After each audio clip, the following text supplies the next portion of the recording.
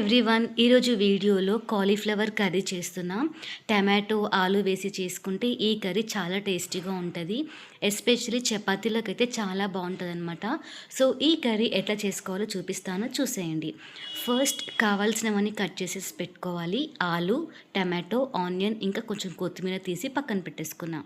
తర్వాత కాలీఫ్లవర్ని చిన్న పీసెస్ లాగా కట్ చేసుకొని బాయిల్ చేసుకోవాలి. బాయిల్ చేసుకునేటప్పుడు 1 స్పూన్ సాల్ట్ ఇంకా పసుపు వేసుకొని బాయిల్ చేసుకోవాలి. ఎందుకంటే కాలీఫ్లవర్లో చిన్న చిన్న ఇన్సెక్ట్స్ ఉంటాయి అన్నమాట. సో బాయిల్ చేసుకుంటే అన్నీ పోతాయి. సో బాయిల్ చేసేసుకొని పక్కన పెట్టేసుకోవాలి. తర్వాత స్టవ్ ఆన్ చేసుకొని ప్యాన్ పెట్టి ప్యాన్లో ఆయిల్ వేసి ఆయిల్ హీట్ అయినాక కట్ చేసి పెట్టుకున్న ఆనియన్స్ వేసుకొని ఫ్రై చేసుకోవాలి. ఆనియన్స్ మంచిగా ఫ్రై అయిపోయాక అల్లం వెల్లుల్లి పేస్ట్, పసుపు వేసుకొని కలుపుకోవాలి. తర్వాత కట్ చేసి పెట్టుకున్న ఆలు కూడా వేసుకొని ఫ్రై చేసుకోవాలి.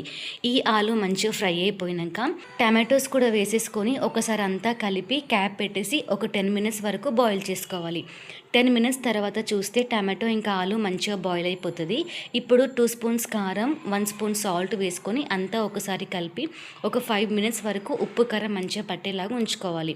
తర్వాత మనము బాయిల్ చేసి పెట్టుకున్న కాలీఫ్లవర్ కూడా వేసేసుకొని అంతా ఒకసారి మంచిగా కలిపేసుకున్నాక క్యాప్ పెట్టేసేసి ఒక 10 మినిట్స్ వరకు మళ్ళీ బాయిల్ చేసుకోవాలన్నమాట.